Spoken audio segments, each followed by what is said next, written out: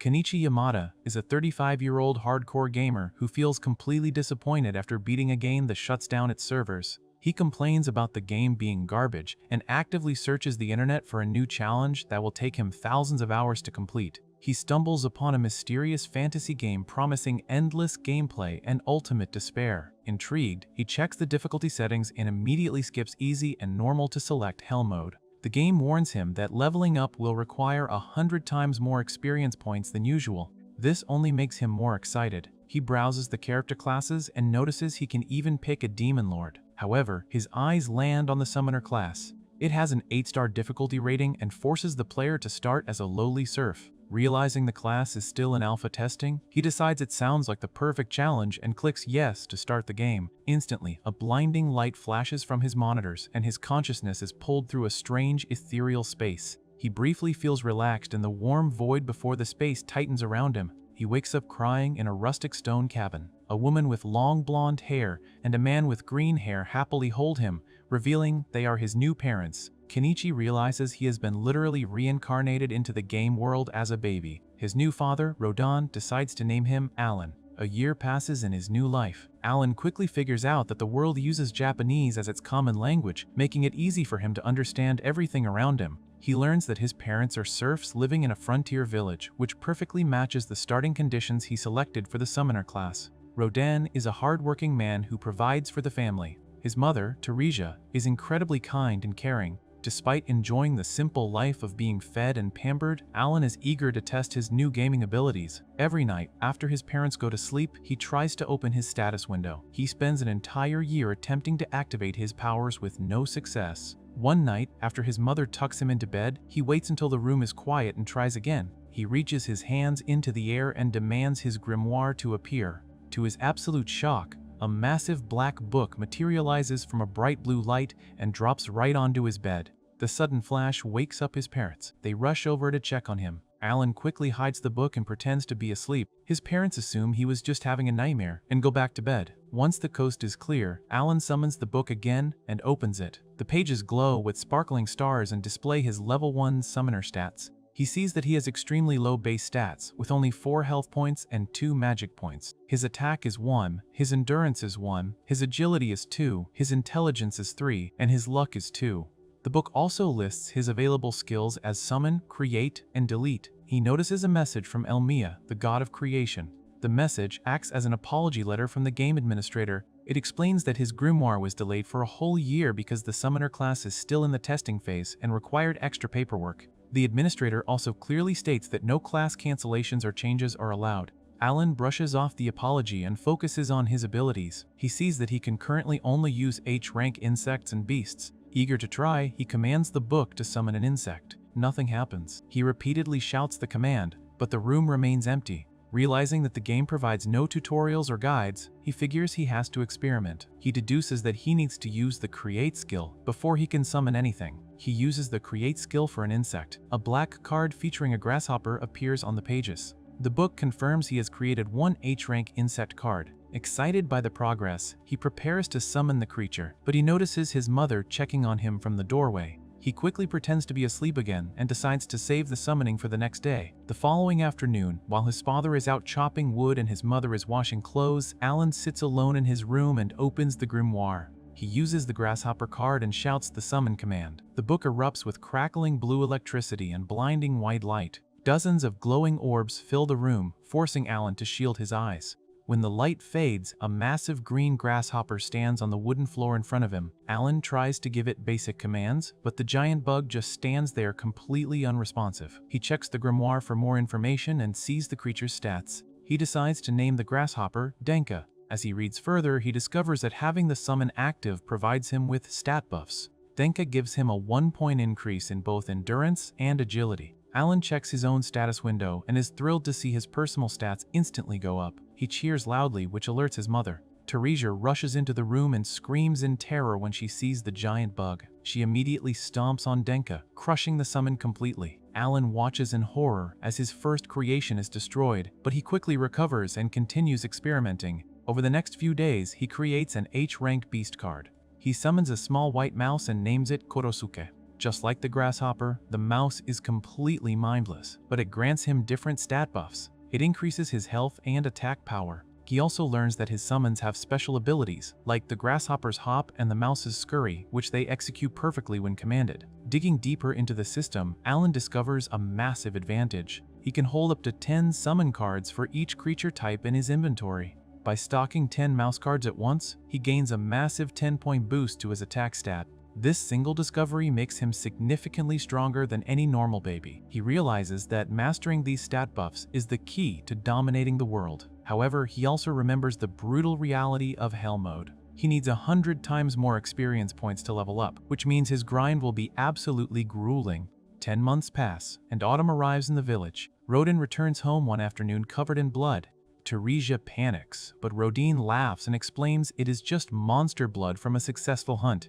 Since the farming season is over, the village men spend the fall hunting monsters to survive the winter. Rodin reveals they took down a massive great boar. Alan gets excited and begs to see the monster. Rodin puts Alan on his shoulders and carries him out of the village to the hunting grounds. Along the way, Rodin points out a flock of albaharan birds flying across the sky. He explains that he named Alan after these birds because they represent true freedom, soaring wherever they want. Rodin admits Teresia hated the idea of naming their son after a monster, but he still hopes Alan will grow up to be free. They arrive at the forest clearing where the village men are butchering a gigantic brown boar with massive white tusks. Alan is amazed by the sheer size of the beast. They run into their neighbor, Gerda. Gerda is a large bearded man who is celebrating the successful hunt. He introduces himself to Alan.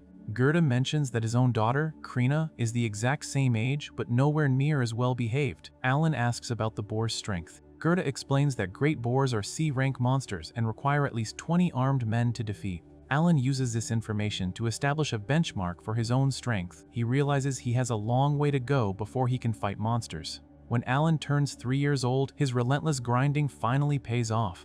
A notification appears in his grimoire stating that his summon and create skills have reached level 2. He excitedly opens his stat page and sees he has unlocked a new fusion skill, an expansion skill that doubles his card inventory, and a memo function that acts as a notebook. He immediately tries to use the fusion skill by combining 2 mouse cards. The grimoire flashes an error message stating he lacks the necessary magic points. He gets frustrated because his magic points are completely full, meaning his current maximum capacity is simply too low to use fusion. He curses the extreme difficulty of Hell mode and decides to just create a new G-rank card instead. The system denies that action as well for the exact same reason. He realizes he needs to level up his base stats further before utilizing his new skills. After grinding more levels and increasing his magic capacity, Alan finally manages to use the fusion skill outdoors. He combines an insect card and a beast card. A bright light flashes, and a G-rank bird card appears. He summons the bird, names it Chappie, and discovers it has a unique voice mimicry ability that perfectly copies his speech. He realizes this will be incredibly useful for tricking enemies. He continues fusing cards and creates a G-rank frog named Pianta that can provoke targets and a G-rank mole named Mogasuke that can dig massive pitfall traps.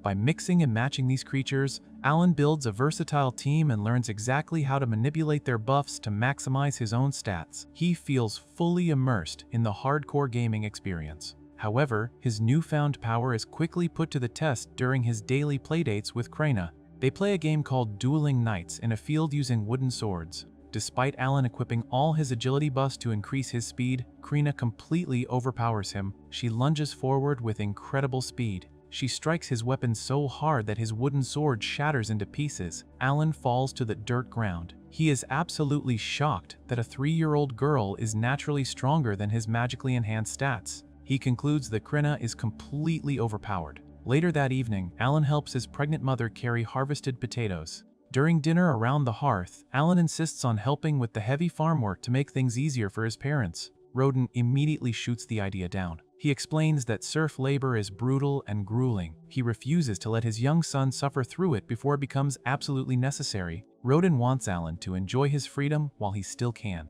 Rodin also mentions that he saw Alan throwing rocks at trees in the backyard. Alan claims he was just practicing to protect his mother from monsters. In reality, he was trying to figure out if he could learn physical combat skills outside of his summoner class. Rodin finds the excuse adorable and tells Alan to protect Krina as well. Teresia chimes in, saying she cannot wait for the appraisal ceremony. She explains that when children turn 5, they undergo a divine ceremony to determine their innate talents.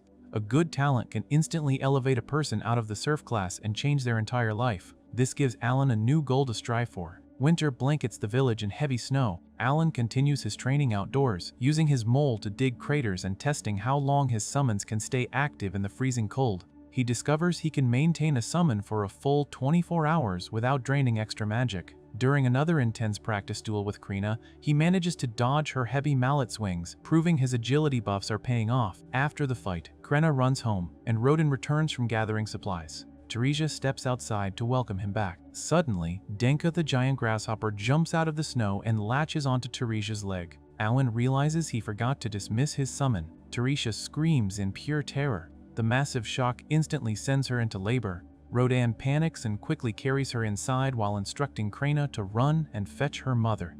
Alan feels incredibly guilty and crouches by the fire inside the house, desperately blowing air into the kiln to heat water. He wishes he had played a medical simulator game as he listens to his mother scream in pain. Rodan sits by the bed holding Teresia's hand, completely lost on what to do next. Finally, Gerda and his wife Matilda burst through the door. Matilda immediately takes charge. She kicks all the men out of the room so she can deliver the baby. Alan, Rodan, and Gerda wait nervously outside in the freezing cold. They huddle under blankets against the stone wall. Eventually, Rodan is called back inside. He emerges with a massive smile and announces that Teresia successfully gave birth to a healthy baby boy. The family gathers around the bed to look at the newborn. Rodan decides to name the baby Mash. Teresia jokingly warns him not to name this child after a monster too, making everyone laugh. Standing in the warm cabin surrounded by his new family, Alan reflects on his past life. He knows he left behind a pathetic, broke, and lonely existence. He originally planned to treat this new world purely as a game, hoarding the best equipment and using his gamer knowledge solely for his own selfish gain.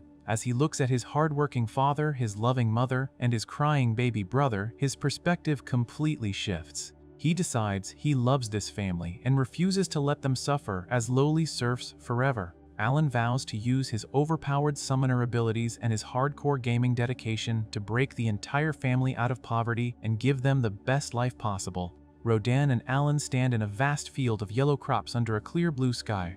Alan asks his father about the appraisal ceremony. Rodan explains that it is a special event for everyone. He says that people from serfs to nobles must participate when they turn 5 years old. Rodan tells Alan that if he has a talent, he might be able to rise out of serfdom. He warns Alan that he has many rivals because many children are turning 5. Gerda calls out to them. He carries his pink-haired daughter Krena on his shoulders. Krena is the same age as Alan. They walk together down a dirt path towards the commoner village. Krena looks at the houses and expresses her amazement. Alan observes the village and notes the stone buildings. Krena declares that she wants to be appraised as a swordswoman so she can become a knight. Gerda laughs and wishes her luck. They arrive at a large brick church. The church has twin towers and green roofs. Many people gather in front of the entrance.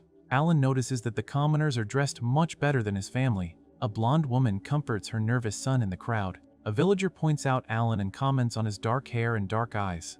The villager assumes Alan is a serf. Alan hears this and confirms to himself that he is a serf. Large wooden doors open to reveal 3 figures in white and purple hooded robes. The officials welcome the crowd. One official explains that Elmea, the god of creation, blesses everyone equally with opportunity. The official mentions that some heroes in their country trace their lineage back to serfdom. The villagers act surprised to hear this. The official gives examples like Clasis the Saintess and Diverg the Sword Lord. Alan realizes that these legendary classes require players to start from a low social class. He remembers this rule from the game configurations. He thinks it makes perfect sense that everyone must undergo the ceremony. The officials invite the crowd inside. Gerda cheers and leads the way. They enter a grand hall filled with wooden pews and stone pillars. 3 statues stand at the altar. Alan identifies the middle statue as Elmea. He recalls receiving a letter from the game developers apologizing for his delayed class selection. The head official announces the start of the appraisal ceremony. He calls the village chieftain Deboji and his son Palomas to the front.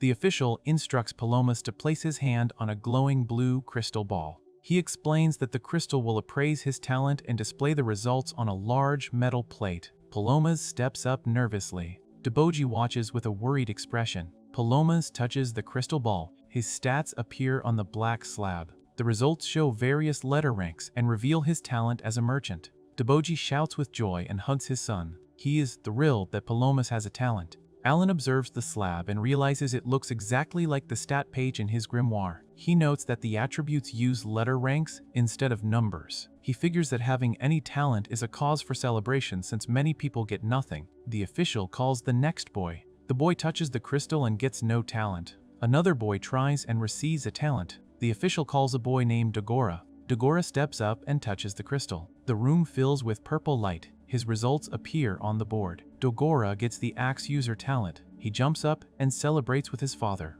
The official notes that Dogora received an A rank in attack power. Alan deduces that higher stat ranks are locked behind having a specific talent. The official continues appraising people. Many receive no talent. Finally, the official calls Krina to the front. Krina runs up to the pedestal. She touches the glowing blue orb. The orb emits brilliant beams of light that illuminate the entire room. Gerda looks on in shock. The official stares at the board with wide eyes and calls it a miracle. Gerda nervously asks what Krina's talent is. The official announces that Krina has the talent of a sword lord. He explains that it is one of the best talents in existence. Gerda bursts into tears of joy. He excitedly grabs Krina's shoulders and tells her she hit the talent jackpot. Krina looks confused and complains that she wanted to be a swordswoman instead. Gerda ignores her and happily chants Sword Lord over and over. Alan is not surprised by this revelation. He thinks Sword Lord is the only class that justifies her overpowered strength. The official calls Alan to the front.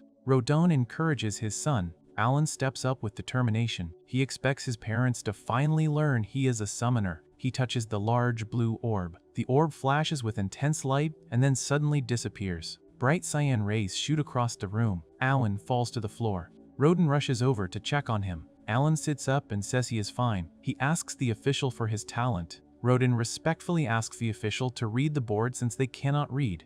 The official hesitates and looks concerned. He finally reveals that Alan has no talent. Alan screams in shock. He looks up at the large black slab. His stats display all E ranks for health, magic, attack, endurance, intelligence, and luck. His talent section shows a string of glitched text. Alan realizes the text is a bug. He curses the game developers for failing to debug their game. He is furious that his summoner class will remain a secret. Rodin gently tells Alan it is time to go home to his mother. They walk back to their small stone house. Teresia waits outside with baby Mash. She welcomes them home. Inside the house, the family sits around a warm fire. Rodin and Teresia comfort Alan. They tell him that talents do not matter and that he is their pride and joy. Mash playfully pinches Alan's cheek. Alan appreciates his family. He feels happy to be born into this household despite their poverty. Later that night, Alan lies awake on his futon while his brother sleeps. He summons his grimoire and analyzes his situation. He thinks about the other 5-year-olds at the ceremony. He assumes they are all level 1 like him. He figures the rank system dictates stat growth upon leveling up. He remembers the extreme difficulty of Hell Mode. The game requires 100 times more experience points to level up. Alan realizes his E ranks reflect his significantly slower growth rate. He understands that his progress is a fraction of the normal pace. He accepts the hardcore grind and looks forward to proving his gaming skills. However, he remains angry about the glitched talent text. He yells at his book and vows to complain to the developers. He refuses to be underestimated as a gamer. The next day, Rodin walks through the village with a heavy basket on his back. Alan asks Teresia why his father seems upset. Teresia explains that Rodin has been acting strange since coming home late the previous night. That evening, the villagers gather at Gerda and Matilda's house to celebrate Krina's talent. Matilda sits with Teresia and the children. She mentions that Krina's Swordlord talent is worth celebrating. Krina excitedly tells Alan that Swordlord is even better than Swordswoman. She promises to get even stronger. Alan pretends to be surprised and praises her. Matilda brings out a large yellow jug of sake. She explains that the village chieftain gifted it to them for the celebration.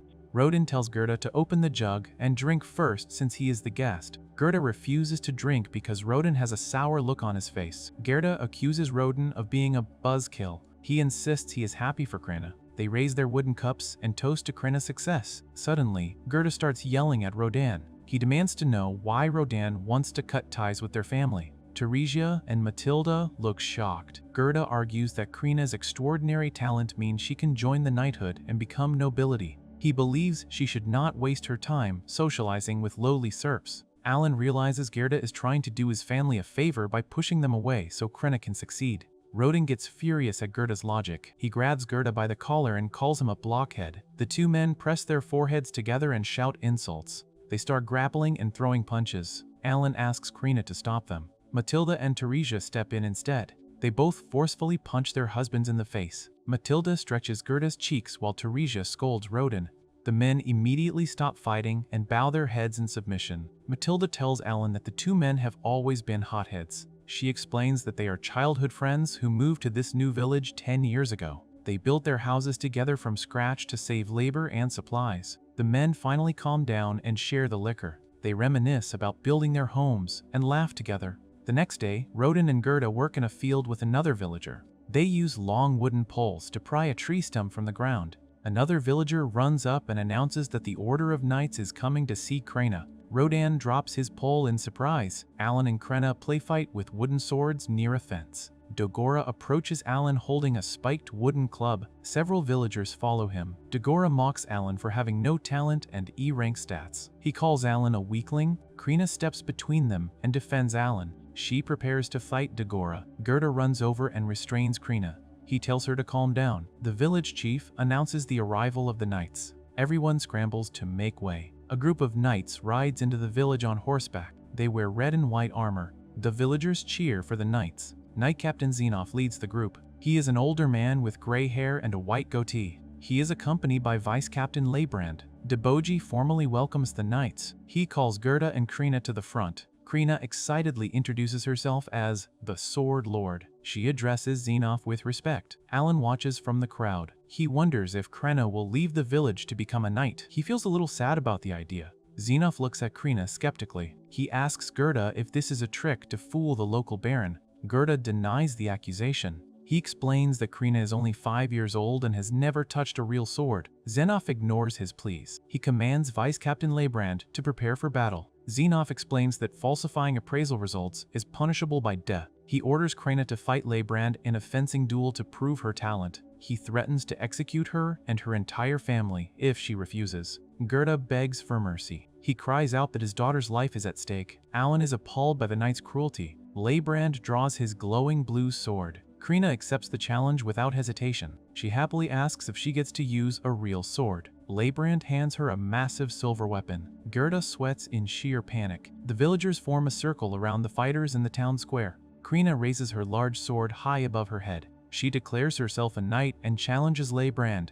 Leibrand accepts her challenge and introduces himself. He reveals his talent as a spear user but fights with a sword for the duel. He swings his blade downward. Krenna jumps into the air and meets his strike. Their swords clash with a bright flash of energy. The villagers watch in awe. Dogora is shocked that a 5-year-old can wield such a massive sword. Krenna and Leibrand exchange rapid blows. Bright yellow sparks fly from their weapon. Alan notes that Krina's sword mastery skill is around level 5 from their daily playfighting. However, he worries that the adult knight has a massive advantage in base stats and experience. Leibrand lunges forward with incredible speed. Krenna blocks his attack. They push against each other's blades. Krina steps firmly onto the wooden planks and holds her ground. She smiles with determination. Leibrand grits his teeth under the pressure. Suddenly, Krenna activates an extra skill. A radiant green glow envelops her body. She swings her sword with explosive force. A massive burst of yellow light erupts in front of Leibrand. The sheer power of the attack sends Leibrand flying backward. He crashes through a wooden table and gets embedded into a stone wall.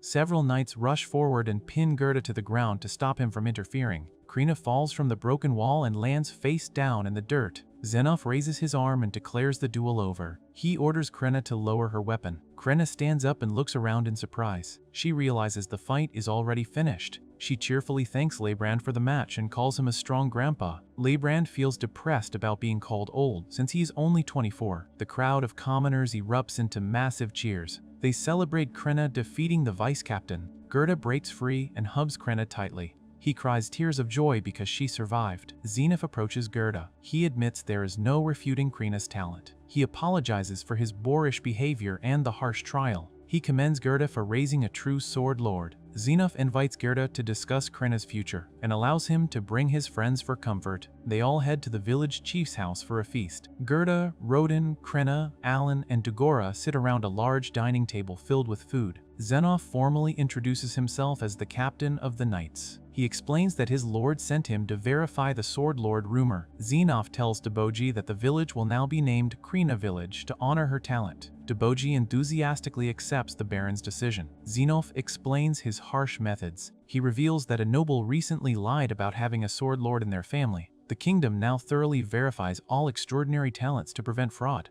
Xenoph apologizes to Gerda again for putting Krena through the ordeal. He tells Gerda that Krena can attend the academy when she turns 12. He says she will eventually serve directly under the royal family. Alan finds this information fascinating. He wonders if anyone can become a knight by attending the academy. Dagora's father boasts about Dagora's axe user talent. Xenoph encourages Dagora to study hard and earn admission into the academy. Dagora promises to do his best. He then tells Alan that he needs to study with them. Dagora quickly changes his mind and insults Alan's intelligence. Krena angrily defends Alan and calls Dagora a dummy. Alan finds it amusing that 5-year-olds are arguing over him. He reminds himself that he is mentally 40 years old. Xenoph notices Alan's dark hair and dark eyes. He asks Rodin about the boy. Rodin introduces Alan as his son. Xenoph suddenly recognizes Rodin's name. He asks if he is Rodin the boar hunter. Rodin confirms his identity. Xenoph immediately apologizes for not recognizing him earlier. He pays proper respect to Rodin and calls him a village legend. Xenoph reveals that the Baron absolutely loves the great boar meat that Rodin hunts every winter.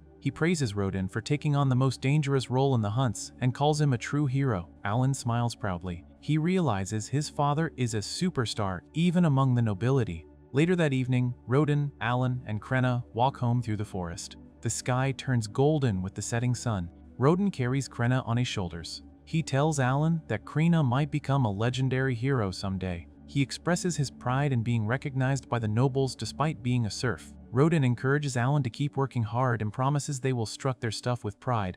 He tells Alan that he will do great things because he carries his genes. Alan agrees with his father. He knows his hardcore gaming skills will lead him to greatness. Alan pulls out 2 pink slime creatures from his tunic. He reveals he created them as gifts for his mother and brother. Rodin laughs out loud. He shows Alan 2 identical slime creatures he also procured for the family. They laugh together and continue their walk home under the starry night sky. Alan checks his status screen and sees that his summon skill has reached level 3 and his grimoire expansion has reached level 2. He unlocks a new ability called Enhance and wonders if he can finally make his summoned creatures stronger. He gets very hyped because he also unlocks F-rank creatures and his card inventory increases from 20 slots to 30 slots. This expansion means he can equip more stat buffs to his own body. He finishes washing the dinner dishes and cleaning up the house so he can focus on experimenting with his new abilities. He sits on the floor with his pregnant mother, Teresia, his father, Rodin, and his younger brother, Mash.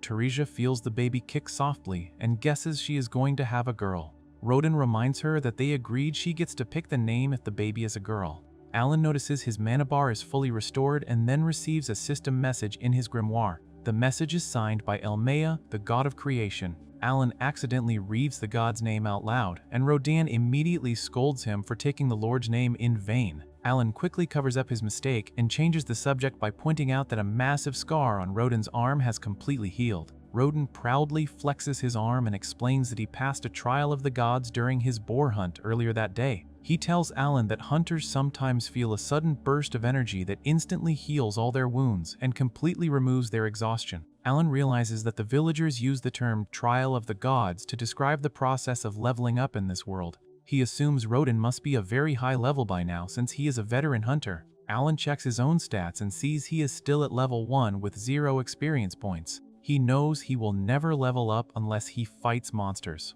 He also knows that serfs are strictly forbidden from leaving the village without permission unless they are on an official hunt. He asks Rodin if he can join the hunting party, but Rodin sternly refuses and tells him that hunting is incredibly dangerous and often costs lives. Later that night, Alan checks his grimoire while everyone else is fast asleep under their blankets. He sees that the developers finally fixed the glitched text on his status page and sent a message apologizing for the delay. He reads the update and confirms his talent is truly a summoner. He is very happy to see he has an S rank for both mana and intelligence, which perfectly suits his magical class. He figures out that the E ranks in his physical stats are simply due to the extremely slow progression of the Hell mode difficulty he selected before reincarnating. He decides to start experimenting with his new enhanced skill right away. He selects a card for his grasshopper summon named Denka and applies the enhance skill. He notes that the skill boosts the creature's endurance and agility by 1 point each, exactly matching the buffs the card provides to him. He summons the giant green grasshopper and sees it looks much tougher than before. He is excited to learn that being a summoner requires strategic stat management and not just throwing big monsters at enemies. He accidentally wakes up Teresia, who screams in terror at the sight of the giant bug in their room. Alan quickly unsummons the grasshopper and apologizes for scaring her. The next morning, Rodin packs his spear and a large sack and leaves for another boar hunt while Teresia and Alan wave goodbye. Alan finishes hanging up the laundry outside and goes back to testing his card fusions. He tries to combine an insect card and a beast card, but the fusion fails and he gets nothing. He then tries combining an insect card with a bird card. The two cards merge in a flash of bright blue light and create a brand new Grass F card. Alan is confused as to how a plant counts as a creature, but he is overjoyed when he sees the card's stats. The grass card gives him a +5 bonus to his mana and his luck. He celebrates wildly because a mana buff allows him to perform more actions every single day, which will significantly speed up his grinding process. He summons the new creature to see what it can do. The summon turns out to be a small red apple with tiny vine limbs and a single green leaf. Alan names the creature Apo and checks its abilities. He sees Apo has a special skill called Aroma. He orders Apo to use the skill and the little apple burrows deep into the dirt. A pink mist rises from the ground and a tiny green sapling sprouts up in the yard. Alan feels completely underwhelmed and thinks the skill is just a useless gardening trick. Teresia walks by carrying Mash and comments on how nice the new sapling smells. Alan agrees but secretly wonders if the creature has any actual combat value. Later in the day, Alan spars with Krina using wooden practice swords in the yard. Krina lunges at him with incredible speed and strikes him down effortlessly. Alan slides across the dirt and grits his teeth in frustration because he still cannot compete with her ridiculous sword lord strength. Krina compliments him and says he feels a bit tougher than before. Alan knows this is true because his sword mastery skill recently reached level 3, and his expanded card inventory allows him to equip more endurance and attack buffs. He wonders if Apo's Aroma skill can provide combat boosts, but then he remembers his wolf summon Fido has an actual attack skill called Chomp. He really wants to test the wolf's attack, but decides it is too dangerous to use on a human sparring partner. He changes activities and starts throwing round gray stones into a hollowed-out tree trunk to practice his throwing skill. He throws thousands of stones, but his skill level never increases. Mash sits nearby on the dirt path and complains loudly about being bored. Alan apologizes and tells him to wait just a little longer. Alan feels frustrated that he has to balance babysitting, helping his pregnant mother, and grinding his extremely slow skills. He decides the throwing practice is a waste of time and plans to focus solely on his summoning abilities instead. As he prepares to leave, he notices that the sapling Apo planted has grown into a small row of bushes. He realizes that Apo's Aroma skill actually shortens his natural mana recovery time from 6 hours to 5 hours. This small improvement means he can cycle his summons more often and gain experience faster. That night, a severe rainstorm hits the village. Rodin does not come home on time, and Teresia starts to worry. Suddenly, a group of hunters shouts from the darkness outside. They carry Rodin into the house on a wooden stretcher. Rodin is completely unconscious, covered in severe purple bruises and bleeding heavily from a massive starburst-shaped wound on his chest. Teresia and Alan are horrified by his condition. The hunters explain that Rodin took a direct hit from a boar fang to his stomach. They managed to save his life by cauterizing the wound and giving him a very rare healing herb. The hunters bought the expensive herb using the gold coins the Knight Captain gave them as an apology for testing Krina. One of the hunters, named Gerda, punches a wooden post in anger and screams that the commoners are entirely to blame for Rodin's injuries. Mash starts crying hysterically from all the shouting, so Alan gently leads his little brother into another room to comfort him. The next day, Gerda explains the full story to Teresia and Alan. The village chieftain ordered the hunters to let a group of commoners join the boar hunt because the commoners wanted a share of the valuable meat. The hunters gave the commoners the easiest job of simply holding the boar's attention while the veterans prepared a trap. However, when the massive monster burst out of the trees, the commoners panicked completely. They abandoned the strategy and ran for their lives. The boar charged straight at the fleeing commoners, and Rodin had to throw himself in front of the beast to save them. The boar impaled Rodin, but the other hunters managed to kill the monster right after. Gerda promises to bring Rodin's share of the meat and tells the family to stay strong. Alan feels immense guilt. He realizes he has been treating this world like a video game and focusing only on his personal stats while his father risked his life for their survival. He decides to stop worrying about his own power and focus entirely on protecting his family. When Rodin eventually wakes up, Gerda visits and brings a massive bundle of fresh meat wrapped in leaves. Gerda assures Rodin that the other villagers will ensure his family has enough food to survive the winter. Rodin thanks him but admits he is still in very bad shape. Alan confidently tells his father to rest and promises to take over all the heavy labor. He goes to the village well and uses the crank to pull up water. He fills 2 massive wooden buckets and lifts them using a wooden yoke across his shoulders. He easily carries the heavy load through the village. Gerda and the other villagers watch in absolute shock at his physical strength. Alan explains to himself that he swapped out all of his magical buffs for pure physical stats so he can easily handle adult chores. He knows that drawing a little attention will not matter since the village already has a famous prodigy like Krana. Later, Alan goes to the fields to help Gerda harvest sweet potatoes. Gerda shows him how to pull the roots, and Alan effortlessly rips a massive chain of potatoes right out of the soil with one hand. Gerda is amazed and notes that Alan is even stronger than he expected. While they work, the young commoner who ruined the hunt comes to the house. He bows deeply and apologizes to Rodin and Teresia, offering a basket of fresh red fruit as a peace offering. Rodin accepts the apology without any hesitation and gently tells the young man to be more careful next time. Alan is astounded by his father's extreme kindness and forgiveness. He knows his family still needs more food to survive the winter, so he decides to take matters into his own hands. He goes to a distant field filled with tall yellow flowers and summons several of his F-rank insect creatures.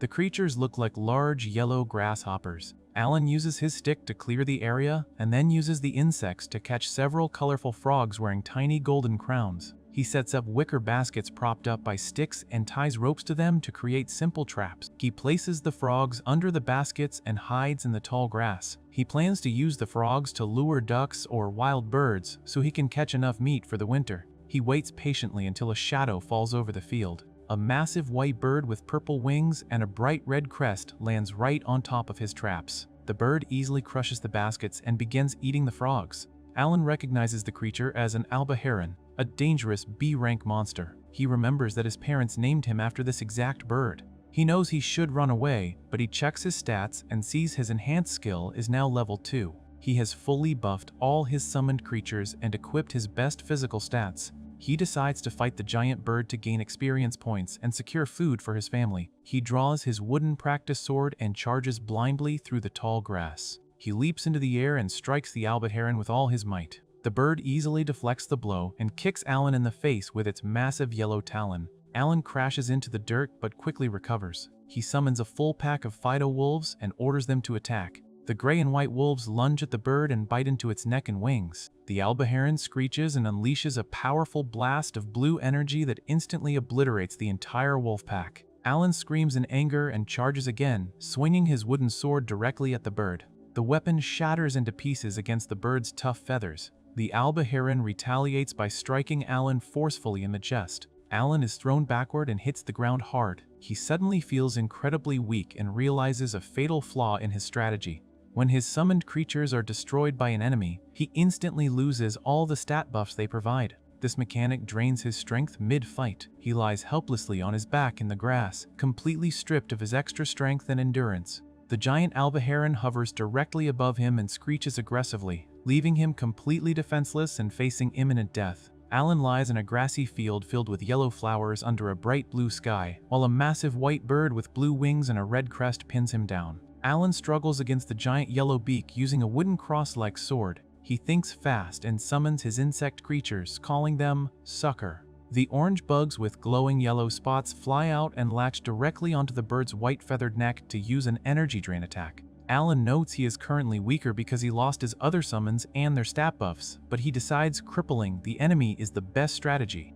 He then screams for his wolf summons, calling them Fido. A pack of brown and white wolves wearing red harnesses leaps into the fray and bites into the bird's neck alongside the bugs. The giant bird screeches in pure agony. Alan jumps to his feet, grabs his wooden weapon, and lunges at the distracted bird. He strikes the bird right on the head, causing blue electricity to spark from the impact. The bird collapses and dies. A large black book appears next to Alan, and white text on the black pages confirms he defeated one Albaharan and gained 100 experience points. Alan raises his weapon and screams in victory. He feels a massive rush of excitement because he finally beat his first monster. He drags the heavy bird carcass all the way back to his house. His father Rodan, his mother Teresia, his friend Krina, and Krina's father Gerda stand outside the stone wall and stare at the giant beast with wide eyes and absolute shock. His father asks how he managed to kill a D-rank monster. Alan decides to lie to protect his secrets and claims the bird simply landed nearby, so he took it by complete surprise. Gerda steps closer to examine the white furry carcass and notices several dog-like bite marks all over the bird's neck. He jokingly asks if Alan bit the monster to death. Alan panics internally but quickly covers his tracks by forcing a smile and claiming he fought on pure instinct and cannot remember exactly what happened.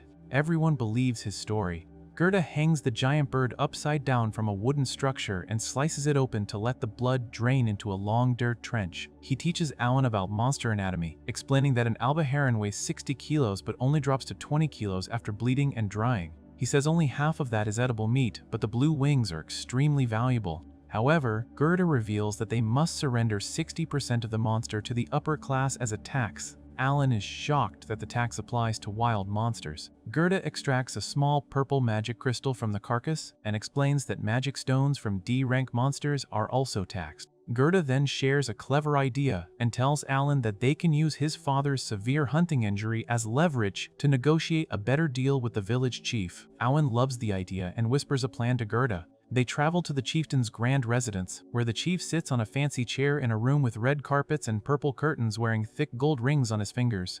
Gerda offers the wings and the magic stone to cover the tax. The chief immediately complains that the baron demands even more meat this year and pressures them to deliver. Gerda gets aggressive and reminds the chief that Rodan almost died because the chief forced useless commoners to join the hunt. He yells that Rodin's family is now on the verge of starving to death because of the chief's terrible orders. Alan plays his part perfectly by grabbing his head, complaining about being dizzy from starvation, and pretending to faint. Gerda catches Alan and demands to know who is to blame for this tragedy. The chief feels immense guilt and instantly caves under the pressure, allowing Gerda and Alan to keep all the meat from the bird. Alan drops his dizzy act, smiles widely, and thanks the chief. He then cleverly asks the chief to confirm that this deal allows them to keep the meat for any future Albaharans they catch. The chief completely falls for the trap and agrees to the terms before realizing he just got hustled.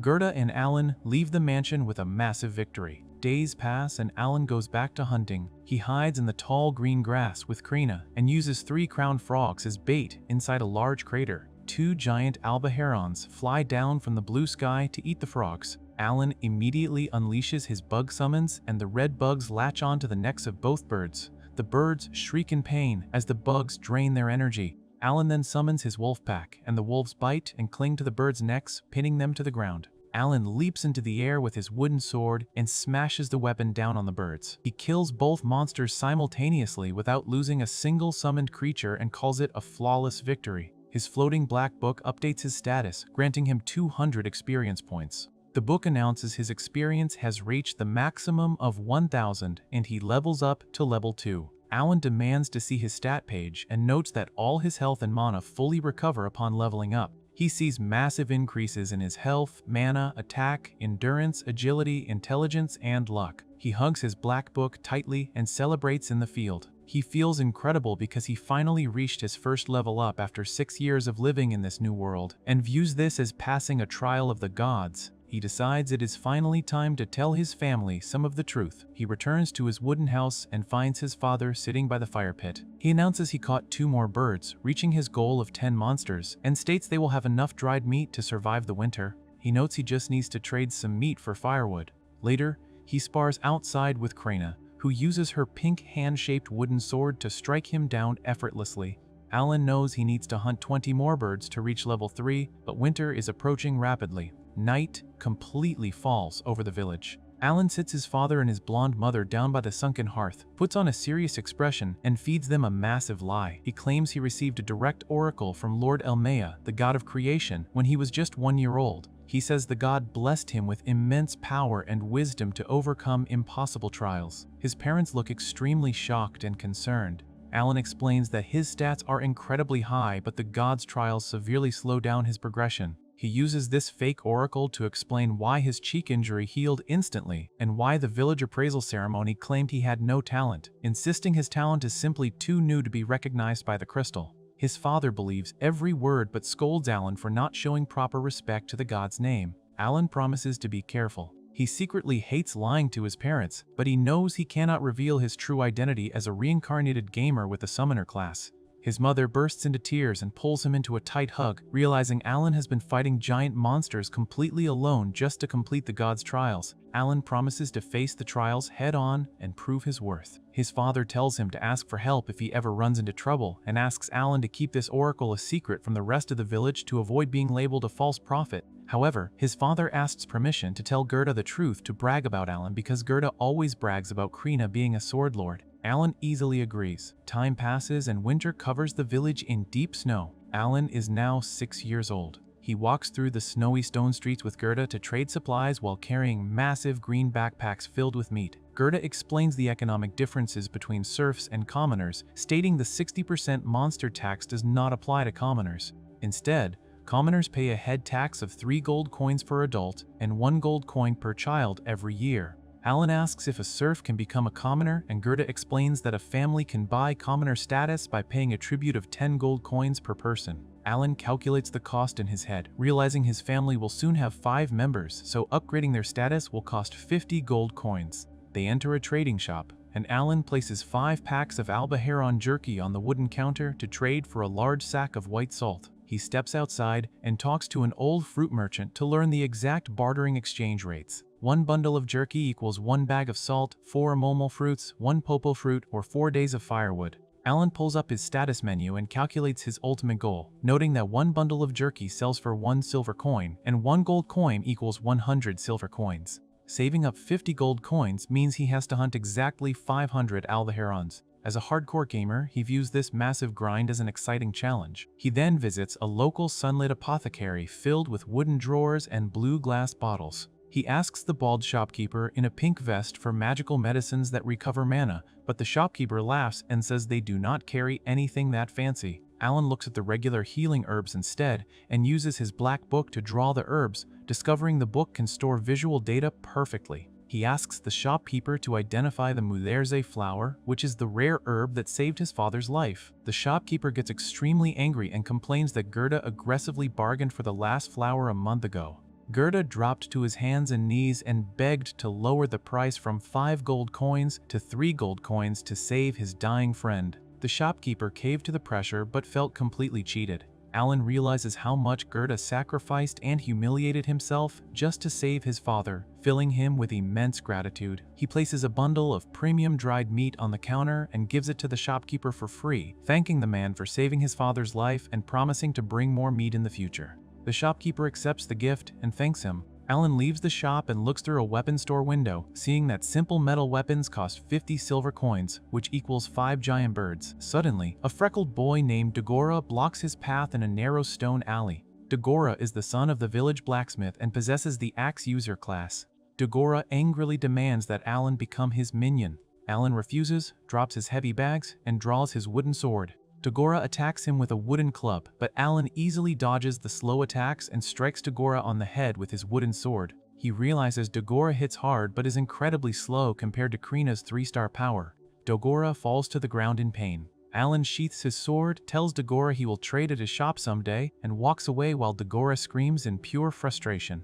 Later, the snow melts and the weather gets warmer. Alan sits in his house while his father takes off his bandages to flex his fully healed muscles. His mother holds their new baby girl named Mura. Outside in the dirt field, Alan watches Dagora spar with Krina. Krina uses her wooden sword to easily knock Dagora into the dirt, and Alan notices Krina is holding back significantly. He also watches his younger brother Mash practice with a wooden pole and realizes Mash has great potential to receive the spear user class in the future. Dagora refuses to give up and charges Krina again, but he just gets knocked down repeatedly. Night falls over the village, and Alan sits by the fire pit with his parents to admire the sleeping baby. Gerda enters the house looking extremely stressed and brings terrible news from the village chief. The Baron has officially ordered the village to hunt 15 boars before winter instead of the usual 10, and to meet this absurd quota, the chief demands that the commoners join the hunting party again. His mother is furious and terrified because the commoners are cowards who almost got her husband killed during the last hunt. Gerda says they have absolutely no choice because the Baron threatened to bring in outside serfs if they fail the quota. Alan realizes that bringing in more serfs means the village land will be divided further, which threatens the survival of everyone in Crana village. His mother cries and says the Baron expects them to hunt 20 boars next year. The men state that hunting more often is a death sentence, but disobeying the Baron is impossible. Alan listens to the adults' panic and decides to take full control of the situation. He speaks up and reminds them that he possesses the wisdom of the gods, stating he has spent countless hours playing games and optimizing weak characters. He tells the men that he knows exactly how to safely integrate weak newbies into a strong hunting party so they can gain experience without dying. He asks them to trust his strategy and let him handle the commoners. The men agree to his plan. The next morning, Alan walks out to the edge of the village with his father and Gerda. They all carry spears and wear dark fur cloaks. They arrive at the massive wooden village gates and stand confidently in front of a huge crowd of nervous commoners, ready to lead the highly dangerous hunt. Roden fully recovers from his serious injuries and leads a group of spear-wielding warriors out of the village for a highly dangerous boar hunt. Alan decides to tag along with the hunting party just to watch the action unfold. Roden explains to the group that they are officially adopting Alan's special hunting strategy for this mission. The men agree to the plan because they desperately need to train the inexperienced newbies so they can eventually split into 2 separate groups and hunt even more boars to meet the Baron's strict demands. Alan feels disappointed that his stubborn father refuses to let him actually fight in the hunt, but he knows training the rookies is the most important step right now. He watches the men head out and feels excited to finally leave the village after living as a lowly serf for 7 whole years. The group travels to a lush green field near the snowy White Dragon Mountains. The older men explain that boars always migrate to this area in the fall to search for food. They also mention a local legend about a mythical white dragon living at the mountain summit. Alan gets incredibly hyped about the fantasy elements of this world and runs to catch up with the group. The hunters eventually arrive at a large, sandy clearing surrounded by a dense forest. Rodan orders everyone to take their positions according to the plan. A massive brown boar with glowing red eyes and giant white tusks suddenly bursts out of the bushes and charges directly at the men. Alan hides behind a large tree and watches the terrifying beast in action. The bait team successfully lures the angry boar into the open area. Next, the tank team digs their heels into the dirt and uses their wooden spears to completely trap the struggling boar in place. Finally, the strike team charges forward and repeatedly stabs the trapped boar in its vital organs until blood sprays everywhere. The boar collapses and dies. Alan explains that his father and the other hunters have used this exact method to safely hunt monsters for over 10 years despite having 0 special talents. The young newbies step forward and stab the dead boar one more time to officially participate in the battle. A magical surge of power flows through the rookies, and they celebrate surviving a trial of the gods. Alan knows they just gained a massive amount of experience points because boars are high-level monsters. However, when Alan checks his floating black book, he sees that his own stats have not changed at all. He feels incredibly frustrated because the system does not reward him with any experience points just for standing nearby and giving advice. The rookies thank him for the amazing strategy, but Alan still views this successful hunt as a total defeat for his own progression. Later, Alan returns to the village and draws water from a stone well while talking to a muscular butcher. He asks the butcher to convince his dad to let him fight, but the butcher refuses because Roden would definitely beat him up for suggesting it. Alan then asks the butcher for a massive favor. He points to several giant bird carcasses hanging from a wooden structure and asks the man to butcher them all. Alan promises to pay the man with 2 packs of meat for every bird he processes.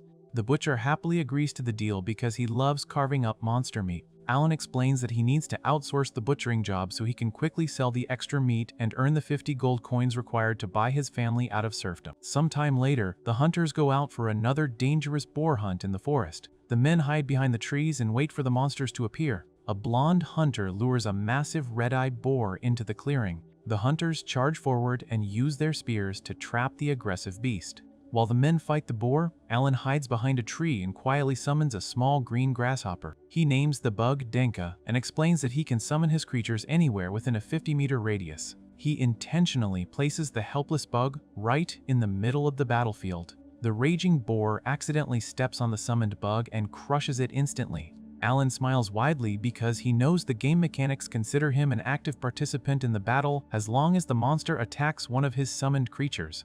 The hunters completely destroy the boar with their spears and celebrate their victory. Alan watches his floating black book glow brightly and updates his status. He finally receives a massive amount of experience points and levels up to level 3. He celebrates his genius plan and fully embraces his hardcore gamer mindset. 3 months quickly pass by and winter covers the village in deep snow. The villagers celebrate the start of the new year. Alan and his friend Krana walk back from the village chief's large house carrying bags filled with candy and special gifts. They return to Alan's rustic wooden home and join their families around a warm fire pit. Roden grills a massive pile of meat and vegetables for everyone to enjoy. The families eat happily and discuss the village's current situation. Roden announces that they will easily meet the Baron's quota of 20 boars this year thanks to Alan's brilliant training strategy. Alan suddenly pulls out a special yellow jug filled with expensive liquor that the chief gave him. Roden and Krena's father Gerda immediately stare at the jug with intense desire because they love drinking. Alan uses the liquor to bait the 2 grown men into a trap. He tells them they can have the expensive booze if they manage to beat him in a contest. The men eagerly accept the challenge. Alan then reveals his terms and demands that they let him use a spear in the upcoming boar hunts if he wins. The men realize they walked right into a trap, but they refuse to back down from the challenge. They all agree to settle the bet with a simple arm wrestling match. Gerda steps up to the table first and promises not to hold back. Alan secretly opens his stat book and uses all of his stored Fido cards to heavily buff his own attack power. He confidently places his bandaged arm on the table and locks hands with the massive man. Krena acts as the referee and starts the match. Gerda flexes his huge muscles and tries to slam Alan's arm down, but he suddenly realizes the young boy is incredibly strong. Gerda starts sweating heavily and completely panics as Alan effortlessly overpowers him. Alan slams Gerda's hand onto the table and wins the match. Krena cheers loudly for her friend while Gerda sits there in absolute shock. Alan massages his wrist and calculates that Gerda's attack stat must be somewhere around the 200 mark. Roden steps up next and waits for Alan's arm to recover before starting the final round. Alan grabs his father's rough, calloused hand and realizes how hard his dad works to protect the family. He vows to work 100 times harder than everyone else and treats this match as a serious test of his current power. The match begins, and both of them grit their teeth and push with all their might.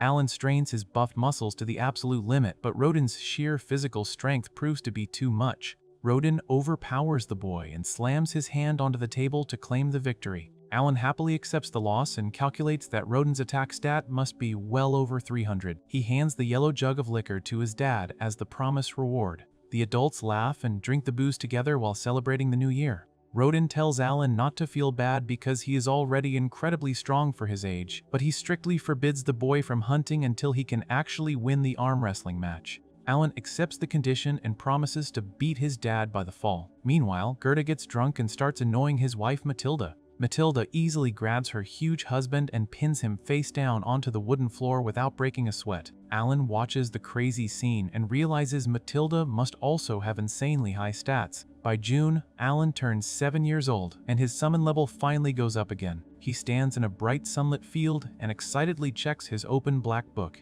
He sees that he has officially unlocked E-rank summons and a brand new fixed skill called Storage. He decides to test the strange new storage skill immediately. He looks at a solid black square on the page and pushes a large wooden branch directly into the hole. The branch completely disappears into the book. He then tosses a small gray stone into the hole. He checks his inventory menu and sees the stone floating in a magical void along with the wood and some water. He realizes he can throw anything into the hole as long as it fits, and there are absolutely no limits on the total amount of items he can store. However, his gamer instincts tell him something is very wrong. He knows game developers usually give players massive storage upgrades right before they actually need them. He figures there must be a specific reason he received this god-tier skill at this exact moment in his journey. He decides to test out his new E-rank summons to find the answer. He commands the book to create an insect E-card, but the spell completely fails. The book displays a warning message stating he does not have enough E-rank magic stones to complete the process.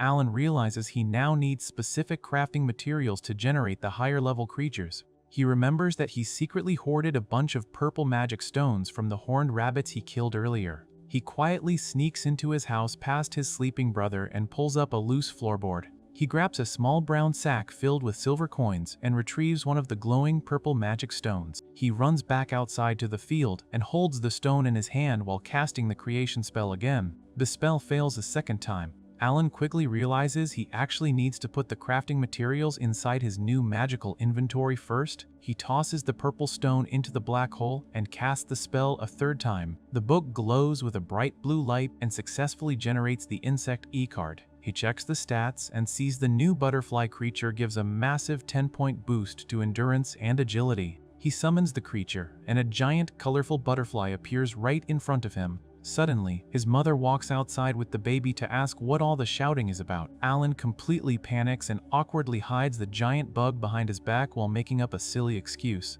His mother calls him a total goofball and walks away. Alan breathes a huge sigh of relief and then decides to create the Beast E-summon. He uses another magic stone and summons a massive yellow saber-toothed tiger with a bright red nose and long white tusks. The giant beast licks his face playfully. Alan names the tiger Tama and notes that its stat buffs are twice as strong as the basic summons. He then dismisses the tiger and tries to use the fusion mechanic. He tries to combine the insect E-card and the beast E-card to create a bird E-card, but the book flashes a bright light and fails the synthesis completely. Alan realizes the fusion process also requires a ton of magic stones to work properly. He goes back inside and asks Rodin where he can find more horned rabbits to farm for stones. Rodin explains that the villagers dug a huge ditch around the town a few years ago, so the rabbits never come near the village anymore. Alan panics because he desperately needs more materials to level up his army. Later that day, Alan watches Krina sparring with the local blacksmith's son, Dogora, in the dirt training yard. Krina effortlessly knocks the annoying boy to the ground over and over again with her wooden sword.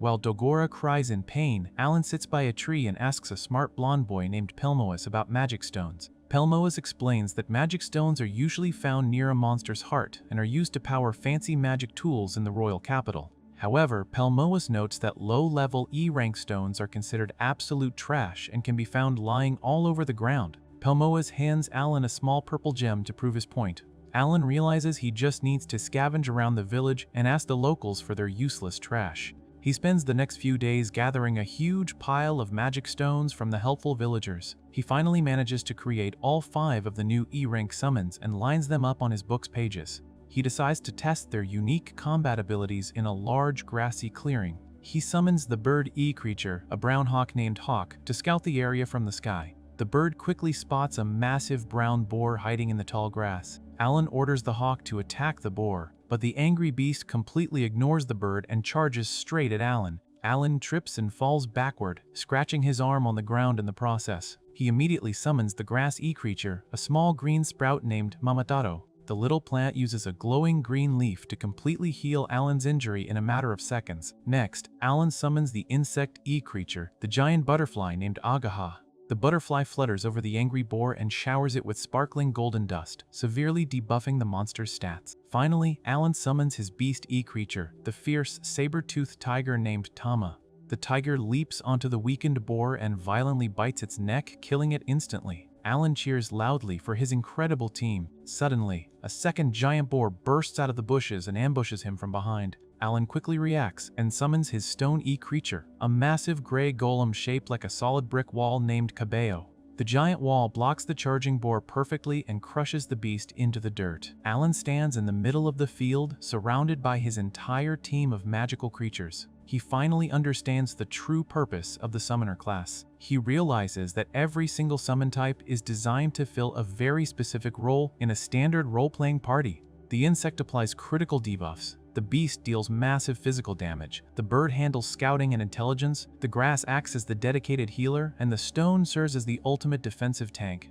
Because he can summon all of these creatures at the same time, he effectively functions as an entire, perfectly balanced party all by himself. He also figures out exactly why the game developers gave him the limitless storage skill at this specific level. He needs to carry hundreds of magic stones at all times to constantly spawn, fuse, and maintain his massive army of creatures. He smiles confidently as he realizes his unique class is completely overpowered. He declares that his unrivaled army can overcome any dangerous situation and easily crush any enemy in his path, making him far stronger than even the terrifying Demon Lord. Village Chief Deboji calls Roden, Gerda, and Alan for a meeting and explains that Baron Granvelle is visiting next month. The chief wants Alan to serve as a tour guide for the Baron during his stay. Alan initially refuses the offer, stating he does not want to entertain a noble for free and believes the chief is just bribing him with fruit. Deboji explains he cannot ask his own son because the boy is not suited for the task, while Alan's clever ideas led to the massive success of their past hunts. Roden tells Alan he can refuse, but he reminds him that the Baron has the authority to gift people with commoner status. Alan realizes this is his only chance to escape his life as a serf, which would normally take 10 years of hunting to achieve. Hearing this, Alan eagerly accepts the job. A month later, the Baron arrives in the village riding in a grand carriage surrounded by armored knights. He steps out alongside his daughter Cecil, his head knight Xenoph, and his loyal butler Sebas. Deboji welcomes the Baron warmly, and the Baron thanks him for his hard work in establishing Krena village. Later that evening, the group gathers in the guest hall for a lavish dinner. The Baron apologizes for demanding 20 boars this year, explaining he could not refuse a direct order from the king after another noble brought up the successful hunts at court. They begin to eat, and Cecil is absolutely amazed by the delicious meat. Alan steps forward and explains that the dish is made from a fresh albaharon hunted just yesterday. He lists the ingredients, noting it uses breast meat, thigh meat, and liver flavored with herbs. Xenoph recognizes Alan's black hair and eyes, realizing he is Roden's son. He praises Alan for his excellent manners and asks if his family has a background in the knighthood. Deboji clarifies that Alan actually comes from a family of lowly serfs. Hearing this, Cecil throws a massive fit. She slams her hands on the table and screams at the chief for allowing a filthy serf into the guest hall. The Baron quickly scolds his daughter, reminding her that serfs are fair members of their fiefdom and should never be treated like animals. Cecil immediately apologizes. Xenoph then changes the subject and tells Alan he expects him to explain the finer details of the hunt tomorrow. Xenoph mentions that wrangling 20 boars in 1 year is a very steep goal and states that if the serfs prove too weak to handle it, his fully trained knights will take over the hunts. Cecil gets extremely excited at the idea, claiming she would love to see the knights slay a great boar. Alan feels insulted by their lack of faith in his village. He confidently tells Xenoph that a quota of 20 boars is actually a paltry number and promises their performance tomorrow will completely convince the Baron of their skills. The next morning, the Baron leaves Cecil under Xenoph's protection, and the group travels to a tall wooden watchtower located right at the edge of the hunting forest. Alan welcomes them and guides them up to the balcony, providing a perfect view of the sandy arena below. Down in the clearing, the hunters arrive wearing specialized armor. Alan explains that the villagers forged this armor using leftover pelts, bones, and fangs from the boars they hunted last year. The Baron is impressed. They repurposed the monster parts so effectively. The hunt officially begins as the lightly equipped bait team runs into the dense forest to lure the monsters out. Moments later, a massive brown boar with glowing red eyes charges out of the trees, aggressively chasing the bait team into the arena. The main hunting team immediately springs into action. 2 men carrying a massive wooden shield step forward and block the boar's path. Alan explains these large shields are crafted from 2 layers of the toughest hide found on a boar's back. The men use the shield to completely box the beast in, preventing it from charging any further. Next, the long spear team moves in. Alan notes this team consists of the least experienced members who just joined last year. The men thrust their spears forward to keep the monster restrained. Finally, the heavily armored frontliners charge in and repeatedly stab the boar in the neck, dealing a fatal blow. The boar collapses against the stone wall and dies instantly, spraying blood everywhere. Cecil covers her mouth in horror at the brutal scene, but the Baron and Xenoph are highly impressed by the serfs' flawless coordination. Just as the hunters celebrate their clean victory, 2 more bait members run out of the forest screaming in panic. They are being chased by 3 massive boars at the same time. Xenoph immediately panics and orders his knight to prepare for battle, believing the serfs are doomed. Alan calmly tells the knight to wait and assures them the hunting team is fully trained to handle these exact emergencies.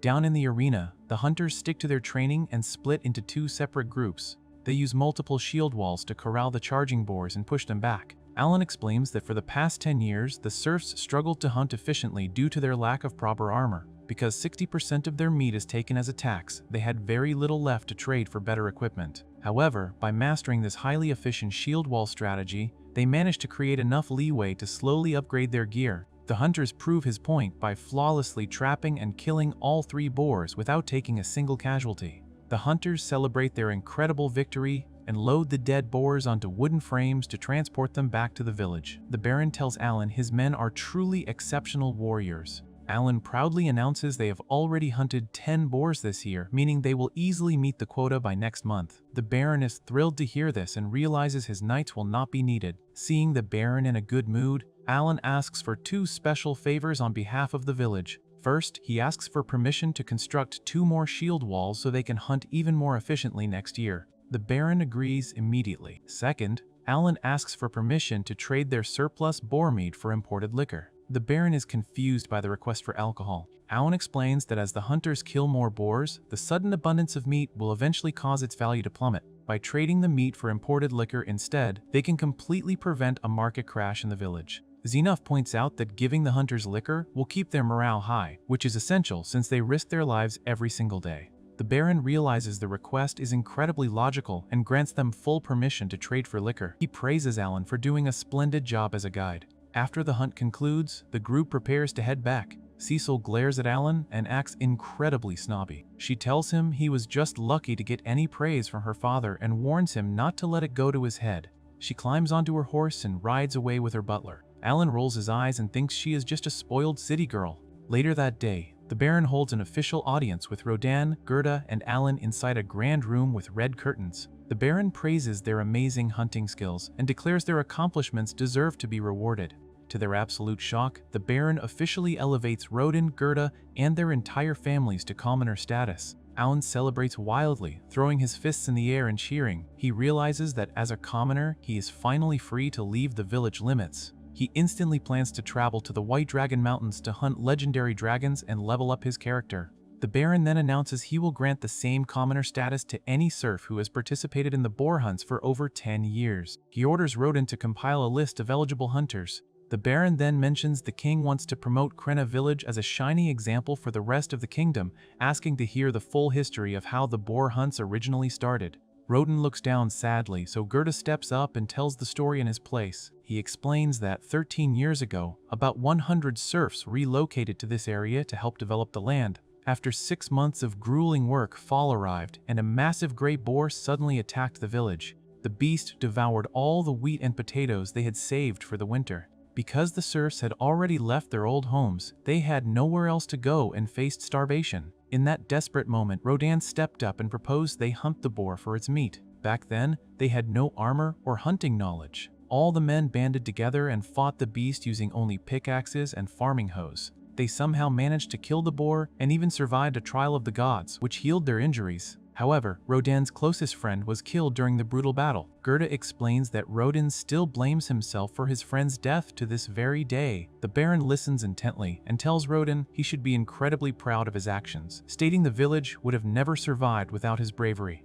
To honor that past heroism, the Baron offers Rodan one more special reward and tells him to ask for whatever he wishes. Alan smiles and expects his dad to ask for more liquor. However, Rodan completely blindsides him. Rodan humbly asks the Baron to allow Alan to work at his noble estate, promising the boy's clever mind will make him a valuable asset. Alan internally panics and screams. He realizes that working at a noble estate will completely strip away his freedom and ruin his plans to hunt dragons. He desperately tries to think of an excuse to get out of the situation. The Baron thinks the offer over and agrees Alan is quite clever. However, the Baron decides a simple hallboy position is not enough. He officially appoints Alan as the manservant of the Granville family. Cecil, sitting next to her father, screams in absolute shock. She throws a massive tantrum, yelling that the idea of having a dirty serf living in her house makes her sick to her stomach. The butler calmly reminds her that Alan is officially a commoner now, but she remains furious. Meanwhile, Alan is sweating bullets and trying to find a way to reject the offer politely. Before he can say anything, Rodan places a heavy hand on his shoulder.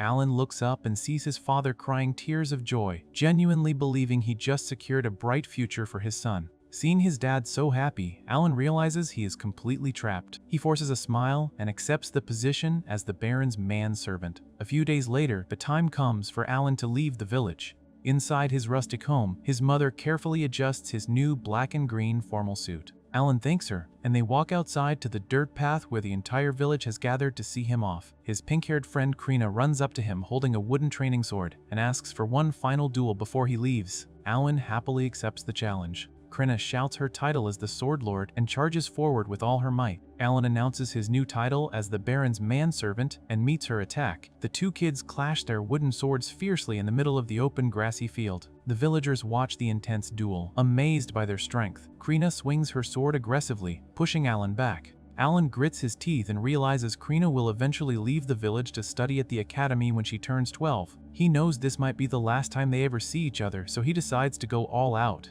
He secretly opens his status screen and uses all his saved magic stones to summon 20 copies of his bird creature, dumping every single stat point into agility. Suddenly, Alan moves with blinding speed. He completely overpowers Krina, striking her wooden sword with immense force. Krina stands frozen in shock, realizing she just lost a duel for the first time. The villagers drop their jaws in disbelief at Alan's sudden burst of power. Alan smiles warmly and tells Krina they should consider the match a draw. He promises they will settle the score properly the next time they meet. Krina smiles brightly and promises to win their next duel, shaking hands over their wooden swords to seal the promise. After the duel, Alan says his final goodbyes to the villagers. His mother's friend, Matilda, strokes his head affectionately while holding her new baby, Mayula. Alan smiles and tells his crying little brother Mash to step up and protect their mother and sister while he is away. Suddenly, Dagora, the blacksmith's son, jumps over the wooden fence. He clumsily trips and falls flat on his back, but quickly gets up and hands Alan a small dagger in an orange sheath. He tells Alan to take it as a parting gift. Alan is surprised by the generous gift, and the villagers laugh at Dagora's funny entrance. Alan packs his bags and begins the long walk toward the village gates with his parents. As they walk through the fields of red spider lilies, Rodin tells Alan that becoming a manservant is only the first step and encourages him to work hard so he can go places in life. His mother looks at him with concern and tells him to come straight home if things ever get too tough. Alan smiles brightly and promises to do his best to make them proud. They finally reach the large wooden gates where the Baron's red carriage and armored knights are waiting. Alan waves goodbye to his parents one last time and climbs into the carriage. The tall wooden gates slowly close behind him, separating him from his family and the only home he has ever known. As the carriage rolls through the green hills toward the Baron's estate, Alan looks out the window at the passing scenery and sheds a single tear as he quietly whispers a final goodbye to everyone. Alan starts his job at the Granville estate and immediately has to deal with the Baron's spoiled daughter Cecil. She takes him out to the gardens and uses him as a literal human stepping stone so she can reach a yellow fruit hanging from a tall tree. Alan hates being treated this way and seriously considers throwing her off his shoulders but holds his anger back. Cecil finally grabs the fruit and takes a bite, but she immediately spits it out because it tastes horribly sour. Alan casually mentions that fruits growing higher up tend to be sour, and Cecil gets furious that he did not warn her beforehand. She throws a tantrum and demands that he go all the way to the town market to buy her a sweet popo fruit to cleanse her palate. Alan agrees and heads out. On his way to the market, he looks up into the sky and is completely shocked to see a massive flying airship. He has heard about small tools powered by magic stones like clocks and lights, but he never imagined a massive ship could fly using magic. The next morning, Alan wakes up feeling incredibly refreshed even though he is sleeping on the floor of a dusty, cobweb-filled storage room. He notes that sleeping here is still a million times better than sleeping in terrible internet cafes in his past life. He breathes in the glowing green particles produced by his summoned plants to energize himself and gets ready for the day. He heads to the dining hall to eat a simple breakfast of soup and bread with the other servants. The head servant Rickle greets him and asks how he is getting along with Cecil. Alan admits it is a bit rough, and Rickle sympathizes with him, noting that being a manservant is a tough job. Alan asks Rickle about the difference between a manservant and a regular hall boy. Rickle explains the strict hierarchy of the estate. The senior staff includes the butler, the housekeeper, the valet, the lady-in-waiting, and the head chef. The lower ranks consist of the coachman, the cook, the gardener, the housemaid, and the manservant. Rickle points out that all of these roles are formally considered part of the noble family itself, whereas a hallboy is just an occasional helper with no real status. Hearing this, Alan is stunned. He suddenly realizes that this is exactly why his father cried tears of absolute joy when the Baron offered him the job. The position officially makes him part of a noble household.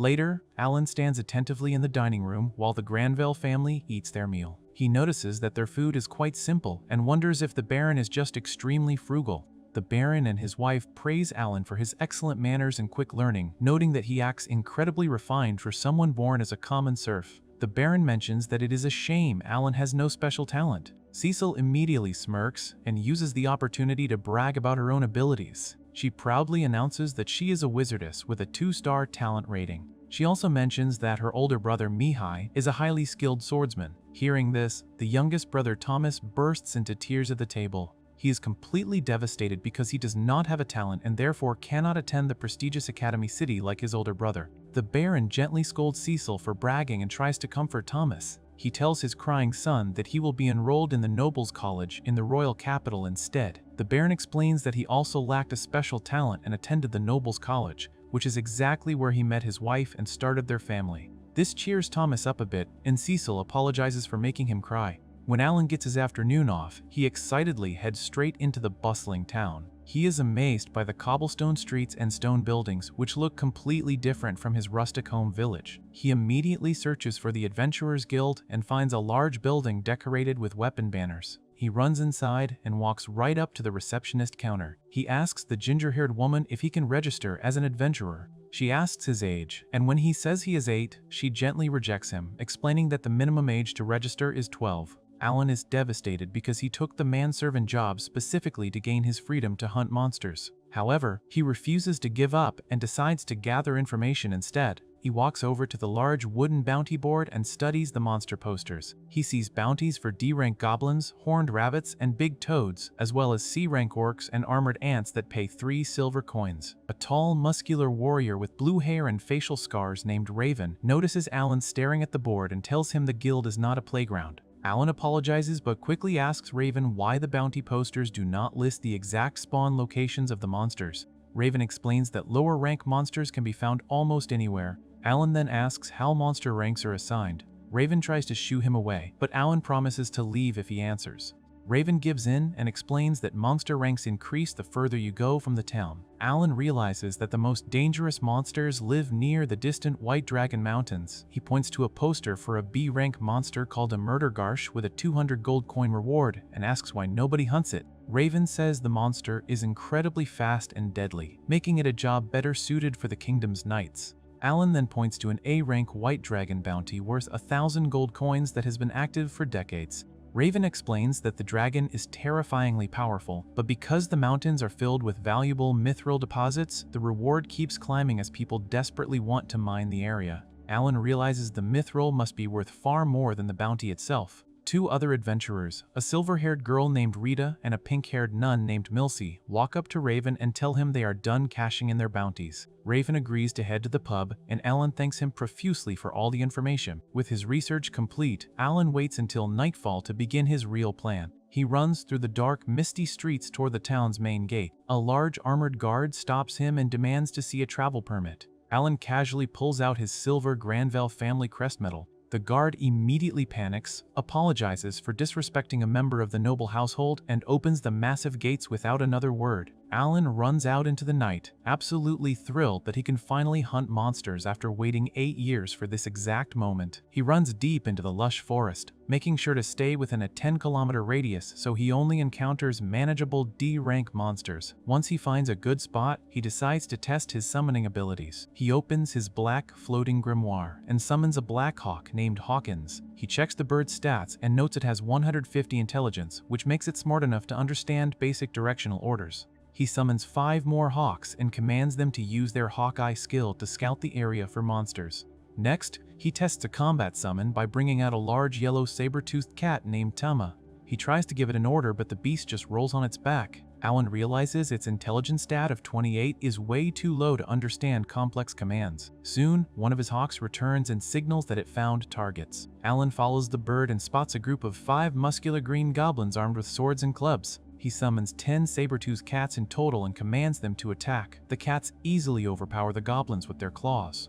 However, one goblin manages to fight back, so Alan decides to test his insect summon. He brings out a massive, glowing butterfly named Papillon. The butterfly flies over the goblins and showers them with a glittering yellow sleep powder. The debuff works perfectly, and the goblins immediately fall asleep on the ground. Alan walks up and easily finishes them off with a small stone throw and his dagger. He kills the entire group and celebrates when his system notifies him that he earned 1,000 experience points. He realizes that farming multiple weak goblins is much faster and more efficient than fighting stronger solo monsters like the Great Boar. He uses his hawks to find more groups and spends the entire night grinding. By the end of his session, he slaughters 80 goblins and 5 horned rabbits, earning over 16,000 experience points and leveling up twice. He notes that the sleep powder has an 80% success rate on goblins and realizes he cannot use lower rank magic stones to create higher rank summons. When he tries to head back to town, he realizes his hawks are completely blind in the dark and cannot guide him.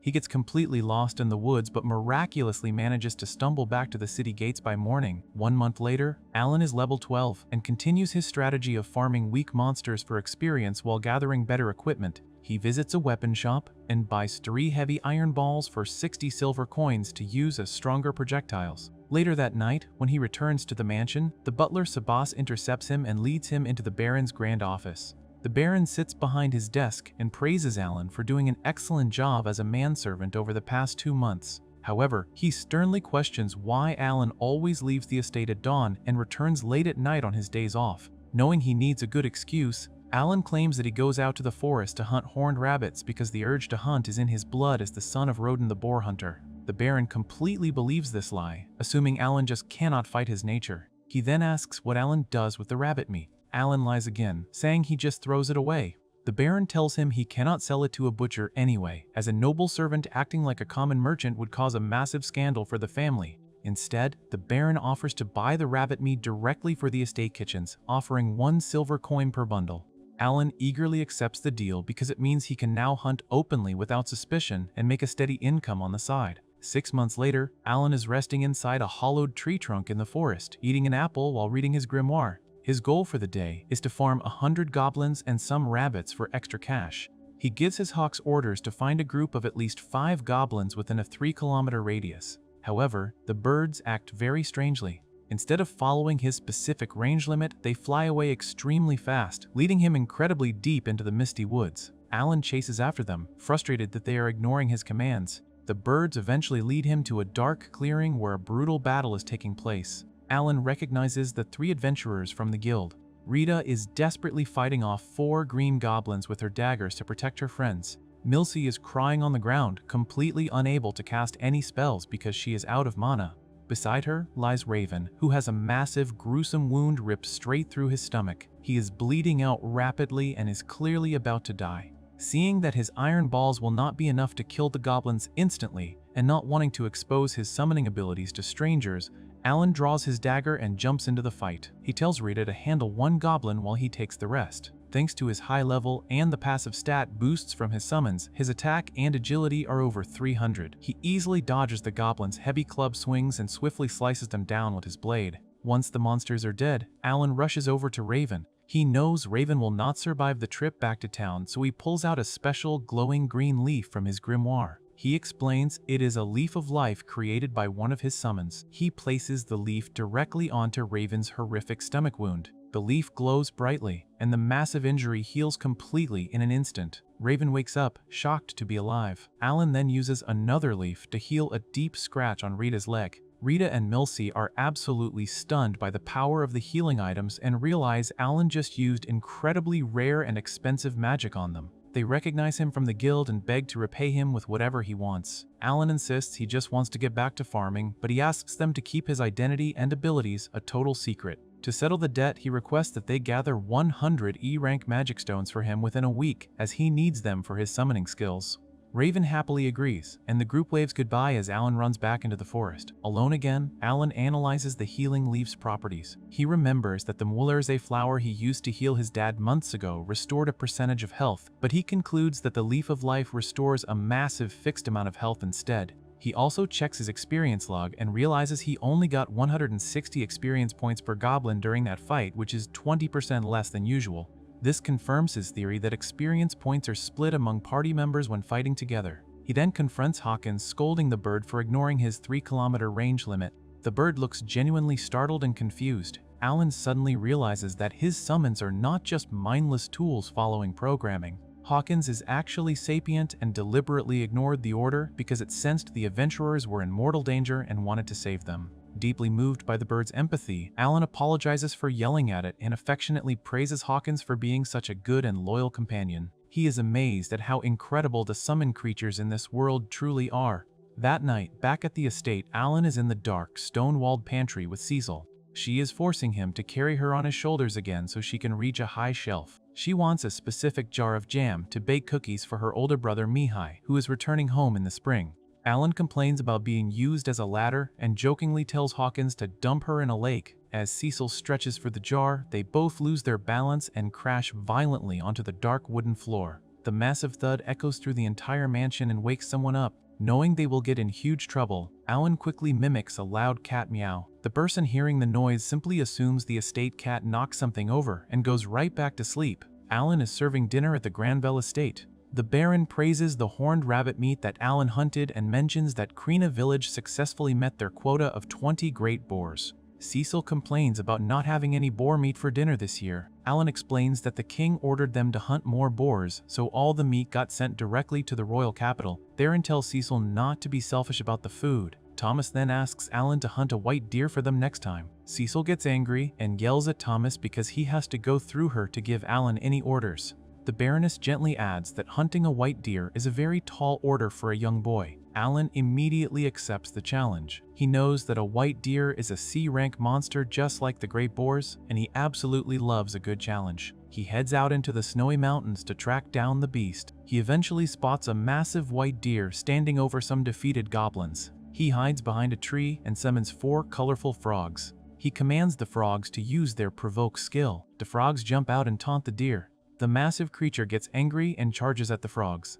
Alan quickly recalls the summons back into his grimoire just before the deer can hit them. He repeats this process over and over. He summons the frogs to taunt the deer and then recalls them to keep the beast chasing him. He successfully lures the massive monster all the way to the town gates. The town guards panic and point their spears at the exhausted beast lying on the ground. Alan pops up from behind the deer and complains about how heavy it is. He presents the white deer to Thomas in the courtyard. The entire family is completely amazed by the catch. Cecil notes that they now have something special to serve for the new year. Sebas the butler thanks Alan and pays him for the hunt. Alan privately thinks that the monster is a huge pain to deal with and totally not worth the 2,500 experience points it provides. He vows never to hunt one again. Meanwhile, Sebas asks the Baron if they are absolutely certain that Alan has no talent. The Baron finds it hard to believe that an 8-year-old boy can hunt C-rank monsters so easily. He orders Sebas to investigate Alan immediately. A few days later, the Baron calls Alan into his office. He tells Alan that they are assigning him a new position as the official huntsman for the domain. His new duties include hunting monsters to provide food for the family and rescuing townsfolk from monster attacks. The Baron offers to pay him 100 silver coins a month, which is double his current wage. Alan is thrilled and thinks this is the best deal ever. He assumes he can just hunt enough monsters for the family's food and then spend the rest of his free time farming goblins for experience points. He eagerly accepts the title and says he will start tomorrow. The Baron quickly corrects him and states that nobody expects him to work as a huntsman every day. He must still continue his daily duties as Cecil's manservant and as a waiter. He only needs to work as a huntsman about once a week. Alan is extremely disappointed to hear this, but he hides his frustration and humbly agrees to carry out all his tasks. In the spring, a massive airship arrives in town. Cecil and Alan stand outside waiting for it to land. Cecil tells Alan to keep her homemade cookies a secret because she wants to surprise her brother Mihai. Mihai steps off the ship and greets his sister. He apologizes for breaking his promise to visit during the summer vacation. He notices Alan standing nearby and assumes he is a new servant. Alan introduces himself and says he has been serving the family since the fall. Cecil proudly brags that Alan is doing double duty as both a manservant and a huntsman. Mihai is impressed that Alan holds such a position at his age and calls him very gifted. Alan politely credits Cecil's gracious favor for his success. Mihai hands Cecil a green butterfly souvenir from the capital and she promises to treasure it forever. They all head back to the estate so Mihai can tell them stories about his time at the academy. A few days later, Alan is out hunting and successfully takes down a massive multicolored rooster. He brings the giant bird back to the estate. The head chef is very impressed with the large haul and notes that Alan even brought the big toad he requested. Alan then walks into the garden and sees Mihai sparring with the knight Xenoph. The rest of the family watches from the sidelines. Alan watches the duel and notes that Mihai is holding his own against the experienced knight. Xenoph eventually ends the match and praises Mihai for improving his skills over the past year. Cecil spots Alan returning with his catch and asks Xenoph to let Alan spar with Mihai. Alan is hesitant, but Xenoph hands him an ornate mithril sword. Alan gets excited to hold such a powerful weapon. He checks his status screen and notes that he is currently level 20 with his stats specifically maximized for hunting. His attack and agility are both over 300. He feels confident that he can win the duel. The fight begins and Alan charges forward. They clash swords, and Alan immediately realizes that Mihai hits incredibly hard. Alan decides to use his high agility to gain an advantage. He tries to outmaneuver Mihai with his speed, but Mihai easily blocks every strike. Alan is shocked to discover that Mihai is actually much faster than him too. Mihai effortlessly parries Alan's attacks and completely overpowers him. Alan quickly admits defeat. Mihai lowers his sword and praises Alan for being so skilled at his age. Alan realizes he never stood a chance because Mihai is in a completely different league. Mihai explains that he got much stronger because he cleared a dungeon over the summer. He explains that a dungeon is a maze filled with monsters, and he had to clear it to avoid getting expelled from the academy. He also mentions that he learned swordsmanship directly from Diverd the Sword Lord. Alan realizes that this is the true power of someone with a real talent dedicating a whole year to leveling up on a normal difficulty mode. Mihai promises to spar with Alan again next summer and asks him to take good care of Cecil. Alan agrees but privately feels frustrated. He wants to rise through the servant ranks and make a name for himself so he can hunt every day. He knows he has to find a way to quit his manservant job without bringing shame to his father. He realizes he needs to put in massive amounts of effort just to keep up with the talented nobles. Shortly after Viscount Carnell arrives at the Granville estate for a visit, he is an arrogant man who rules the neighboring domain. He sits at the dining table with the Baron and loudly praises the meat. He believes he is eating the famous Granville boar meat. Alan stands nearby and smirks because he knows the Viscount is actually eating regular horned rabbit. The Baron glares at the Viscount with pure hatred. Alan remembers that the Viscount is the one who snitched to the king about the boar hunts which caused the strict meat quota in the first place. The Viscount smugly asks for a second helping. Later, Rickle gives Alan a history lesson about the rivalry between the two domains. The White Dragon Mountains border both territories and are filled with valuable mithril deposits. However, a massive white dragon nests in the mountains and prevents anyone from mining the ore. The dragon is fickle and switches sides every 100 years. Currently, the dragon is nesting on the Granville side, which is causing their economy to suffer. A century ago, it nested on the Carnell side and caused them similar problems. Back in the dining room, the Viscount reveals the real reason for his visit. He announces that his youngest daughter recently took the appraisal ceremony and happily declares that she is completely talentless. The Baron looks down with a stern expression. The Viscount mocks the Baron because 2 of his 3 children have talents and must fulfill their noble duties. Alan is extremely confused by this exchange. In his experience, commoners and serfs are always overjoyed to receive a talent. He wonders why the nobles treat having a talent like a terrible burden. By October, Alan is 9 years old and gets a day off from his servant duties. He goes to the local tavern to meet with the adventurers Raven, Rita, and Milsey. He tells them that he wants to start hunting C-rank monsters further away from town. He explains that he has already killed 10,000 goblins and needs stronger enemies to keep leveling up. Raven warns him that even experienced adventurers can die from one mistake against C-rank monsters. Alan insists that he wants to learn as much as possible to stay safe. Rita suggests they go shopping for new gear first. They visit an armor shop filled with metal suits and helmets. Rita and Milsey tease Raven by suggesting he wear a pink skirt. A shopkeeper shows Alan a red cape with a black spiderweb design. She promises that it is very effective despite looking flimsy. Alan buys the cape and heads out into the forest. He loves getting new equipment just like in a video game. He runs deep into the woods and checks his status board. He is now level 24, and his enhanced skill is level 5, which doubles the stats of his summoned creatures. He spots a large reddish-brown orc sleeping against a tree. He immediately summons his Tama squad of yellow saber-toothed cats and orders them to attack. The cats ambush the sleeping orc and tear into it with their claws. They easily slaughter the monster in seconds. Alan receives 1,500 experience points and claims the orc's magic stone. He is thrilled that he can now defeat C-rank monsters without needing to use traps. However, he remembers his duel with Mihai and reminds himself to stay humble. He continues his hunt and soon encounters a giant armored ant. It is a massive insect with thick gray armor and red eyes.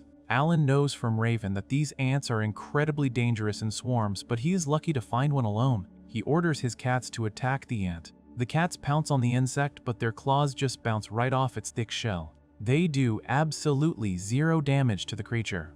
Alan panics and quickly summons his papillon butterflies. He commands them to use their sleep powder skill. The butterflies sprinkle glowing yellow dust all over the giant ant. The debuff works perfectly and the ant falls unconscious. Alan jumps onto the sleeping monster's back and tries to stab it with his silver knife. He wants to dig out its magic stone, but his blade cannot pierce the incredibly hard armor. He screams in frustration and violently stabs the ant over and over again. He eventually manages to kill the beast and earns 3,000 experience points. However, he still cannot break through the shell to retrieve the valuable magic stone. He realizes that physical attacks are completely useless against this type of enemy. He assumes he needs to melt the armor with fire magic instead. He checks his stats again and notices that his intelligence is over 800. He concludes that with such a high intelligence stat, he must be able to cast powerful magic spells. A few days later, Alan meets with the family's magic tutor in the estate. The tutor is an old man with a long white beard and an eye patch. Alan asks the tutor to test his aptitude for magic. The tutor reminds Alan that he has no talent and therefore cannot use magic, but he agrees to perform the test anyway. He places a light blue crystal ball on the table and tells Alan to hold his hands over it.